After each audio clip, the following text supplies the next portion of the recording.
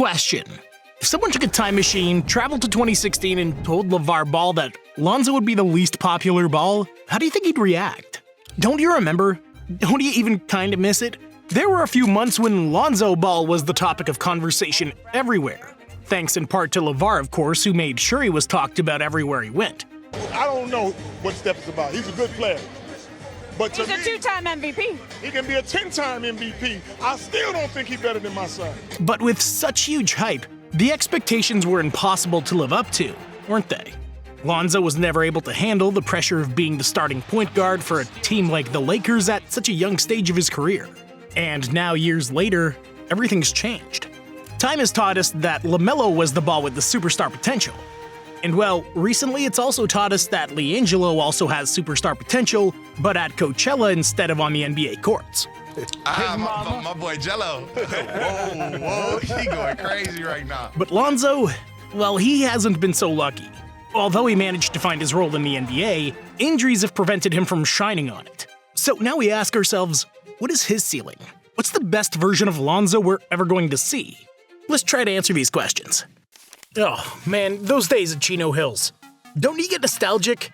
Those days when we were all younger and we wondered if Lonzo would ever dominate the NBA the way that he dominated the high school courts? Well, the truth is that with him as commander, Chino Hills managed to become one of the best teams in high school history. And I'm not exaggerating that for the sake of the narrative. Because the team had 4 studs with plenty of talent in Lonzo, Lamelo, LiAngelo, and Onyeka Okongwu. 4 players who would end up making a career in the NBA, and most importantly, 4 players who achieved an unbeaten record of 35 wins and 0 losses that season, with a style handcrafted by GM LaVar Ball, who managed to change the way high school basketball is played. Lonzo, the clear leader of that team, was rewarded accordingly.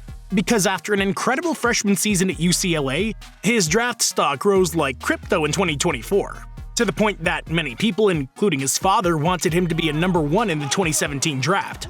A more than realistic option considering the circumstances, although the reality is that that wish ended right after the draft lottery. Because of course, the Lakers got that second pick. The campaign for Lonzo to become the Lakers' new star point guard was an intense one to say the least.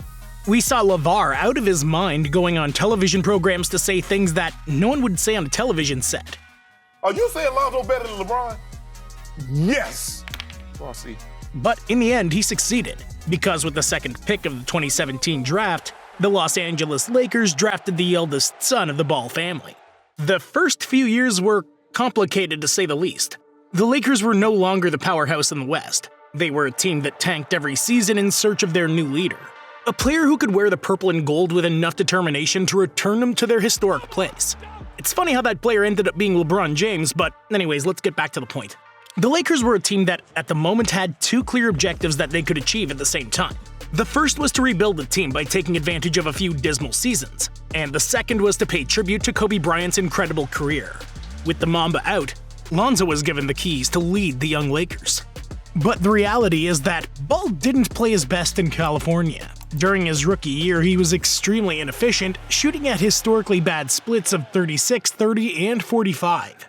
Yeah, he was still an incredible playmaker and an above-average defender, but his performance didn't do justice to a player who had carried the heavy label of a generational prospect. A performance that didn't improve much in his sophomore season either, in which his averages fell all over the board.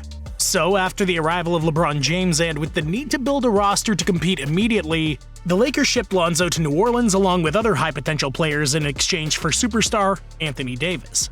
Although the news surely didn't sit well with LaVar, who had watched as his hometown organization traded his son thousands of miles away, this was the best thing that could have happened to Lonzo.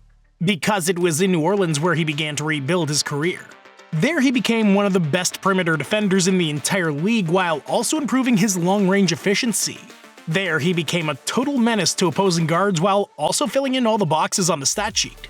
And this version was even better when he was traded to the Chicago Bulls. Lonzo was a vital player in making them competitive that season. In fact, they reached one of the top positions in the Eastern Conference with a 26-10 record back in January 2022. But that's when the injuries came.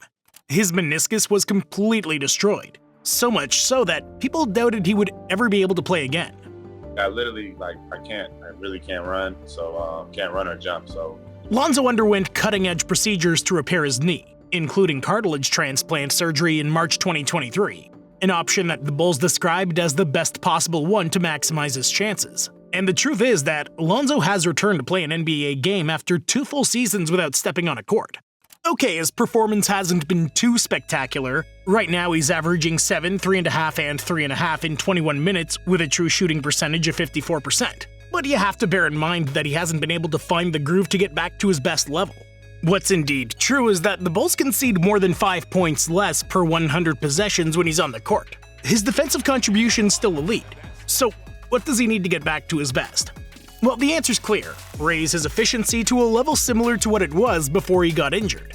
Let's be clear, Lonzo was never an overly efficient guard, but his good long-range shooting since rebuilding his shooting form raised his true shooting above 57% in 2021. Now, is this feasible again? Well, he would have to find his touch from downtown.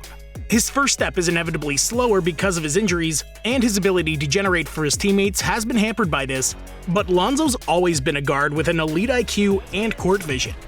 So, to what extent can Lonzo regain his athleticism? Something that would bring him closer to recovering the best version of himself, which is undoubtedly a starting caliber player on a good team. Unfortunately, we have no references. The processes that Lonzo's undergone are too new for us to know what might happen. However, his case and playstyle are reminiscent of a player whose story is well known to NBA fans. Shaun Livingston was him. Drafted 4th overall in the 2004 draft, he was an athletic prodigy with a skill set similar to Lonzo's. And he too suffered a devastating knee injury that completely affected his career. However, with hard work, effort, and adaptability, he managed to sacrifice his dreams of stardom to become one of the best backup guards in the NBA. A dominant player on defense who was able to score thanks to his elevation and touch from the mid-range. But above all, a player with an enormous basketball IQ. Lonzo's career is far from over.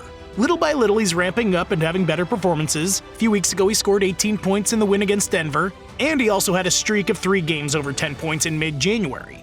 The talent of the kid who dominated in Chino Hills is still in that body. And as long as his health allows it, Lonzo will continue to progress until he finds a mold to fit into. Maybe not in Chicago, maybe as a starter on another team with no immediate aspirations, or maybe as a role player on a contender. But I have no doubt that Lonzo's an NBA talent. He's a player that any team would want on their roster if he continues to progress, and above all, he's a self-sacrificing player who knows how to support any star. I know that in 2025 it's not very common to talk about him. It's more common to talk about how his little brother's leading the guards in votes for the All-Star game in the East, or how his middle brother's going to make another hit that's going to blow him up within a week. Seriously, I really hope LiAngelo doesn't become a one-hit wonder. But maybe in a few years' time, we'll be talking about how Lonzo Ball was one of the most important role players on a championship team.